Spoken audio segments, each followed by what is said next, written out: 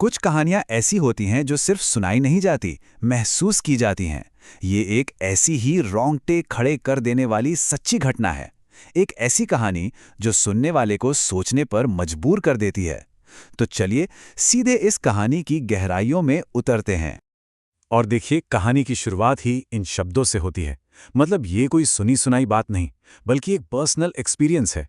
ये कहानी सुनाने वाले की अपनी आप बीती है। और बस यहीं से है ना, एक अजीब से डर का एहसास शुरू हो जाता है। तो कहानी का पहला पड़ाव हमें ले जाता है एक बहुत ही आम सी जगह पर, एक स्कूल की लाइब्रेरी।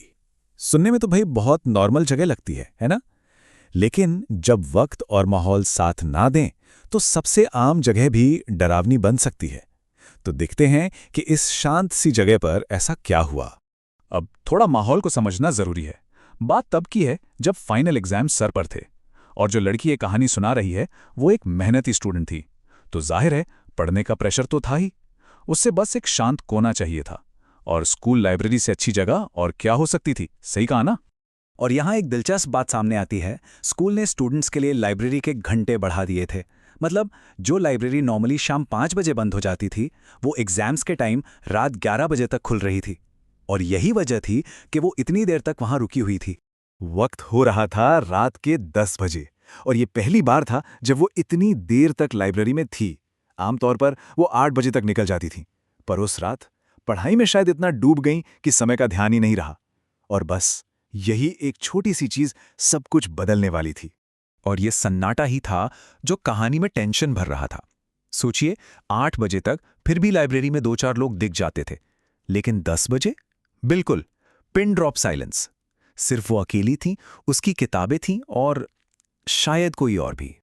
और तभी उस खामोशी को एक आवाज ने चीर दिया। लाइब्रेरी के बाहर से किसी के चलने की आवाज। पर यह कोई नॉर्मल कदमों की आहट नहीं थी। कुछ अजीब था उसमें। आवाज इतनी बेचैन करने वाली थी कि लड़की ने फौरन अपनी किताबें समेटी और तय किया कि अब यहां एक पल भी नहीं रुकना। तो अब हम कहानी के उस हिस्से में आ गए हैं जहां वो जो एक अनजाना डर था ना, वो अब एक खौफनाक हकीकत बनने वाला है। लाइब्रेरी के बाहर जो इंतजार कर रहा था, वो किसी भी फाइनल एग्जाम के डर से कहीं ज्यादा बड़ा था। तो वो लड़की लाइब्रेरी से बाहर निकली, और सामने था स्कूल का लंबा खाली कॉरिडोर। और उस कॉरिडोर के दूसरे बिल्कुल आखिर में एक औरत खड़ी थी। बस उस परछाई को दूर से देखकर ही दिल में एक अजीब सी घबराहट होने लगी। डर इतना बढ़ गया था कि हिम्मत करके कांपती हुई आवाज में उसने पूछा, वह कौन है? पर जवाब कुछ नहीं, सन्नाटा। और जैसे ही उसने सवाल पूछा, वो परछाई गायब हो गई पलक झपकते ही। अब तो दिल की धड़कन जैसे दौड़ने लगी थी। वो भागकर स्कूल के मेन गेट से बाहर आई, ये सोचकर कि बाहर सब ठीक होगा। लेकिन बाहर का नज़ारा और भी अजीब था। वो सड़क जो देर रात तक भी चहल पहल से भरी रहती थी, उस रात बिल्कुल सुनसान थी। ये जो अप्राकृतिक सी शांति थी ना, वो किसी बड़े तूफान का इशारा थी। तो वो लड़की अब सिर नीचे करके तेजी से घर की तरफ चलने लगी। बस जल्दी से घर पहुंचना था। और तभी जमीन पर उसे अपनी परछाई के साथ एक और परछाई दिखी, जो धीरे धीरे बढ़ रही थी। उसने घबराकर जैसे ही सिर ऊपर उठाया, तो देखा कि कुछ ही कदम आगे वही औरत चल रही थी। और इस बार जो नज़ारा था, वो सच में दिल दहला देने वाला था। उस औरत के कपड़े मैले कुचैले, उसके हाथ पैर जैसे अजीब तरह से मुड़े हुए थे, बाल बेतरतीब बिखरे हुए, और वो चल नहीं रही थी। वो बड़ी मुश्किल से लंगड़ा रही थी। ऐसा लग रहा था जैसे उसे बहुत ज्यादा दर्द हो रहा हो। अब ये देखकर तो लड़की की हालत खराब हो गई। उसका शरीर मानो जम गया हो। कहते हैं ना, डर के मारे सिट्टी पिट्टी गुम हो जाना, बस वही हाल था। ना मुंह से आवाज निकल रही थी, ना ही पैर हिल रहे थे। पूरी तरह फ्रीज। और फिर उस डरावनी दिखने वाली औरत ने कुछ कहा। उसने एक सवाल पूछा, एक ऐसा सवाल जिसने डर को एक अजीब सी उदासी में बदल दिया। उसने पूछा, क्या तुमने मेरी बेटी को देखा है? ये सवाल डरावना कम और दर्द भरा ज्यादा था। उस लड़की ने डर के मारे बस कहीं भी दूर एक तरफ उंगली दिखा दी। मकसद सिर्फ ये था कि वो औरत वहां से चली जाए। और वो औरत उसी तरफ लंगड़ाते हुए अंधेरे में खो गई। कुछ पल बीते होंगे कि उसी अंधेरे से एक दिल चीर देने वाली चीख सुनाई दी, और फिर लड़की बेहोश हो गई। तो अब हम पहुंचते हैं इस कहानी के आखिरी पड़ाव पर। उस रात जो कुछ भी हुआ, वो क्यों हुआ? उस भयानक मुलाकात के पीछे की वजह क्या थी?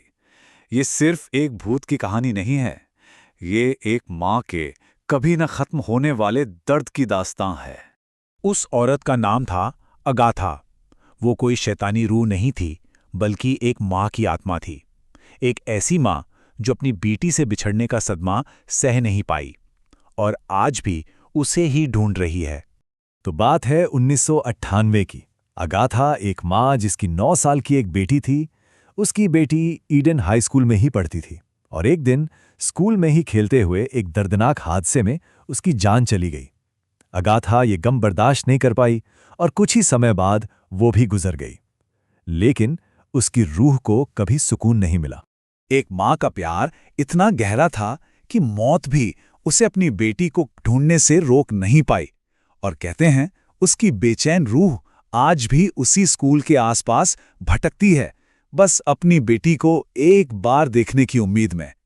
और ये कहानी हमें एक सवाल के साथ छोड़ जाती है कि उस औरत की, अगाथा की बेचैन रूह अब कहाँ होगी? क्या उसे कभी शांति मिलेगी या वो हमेशा हमेशा के लिए ईडन हाई की उन्हीं गलियों में अपनी बेटी को ढूंढती रहेगी? ये एक ऐसा सवाल है जिसका जवाब शायद किसी के पास नहीं है।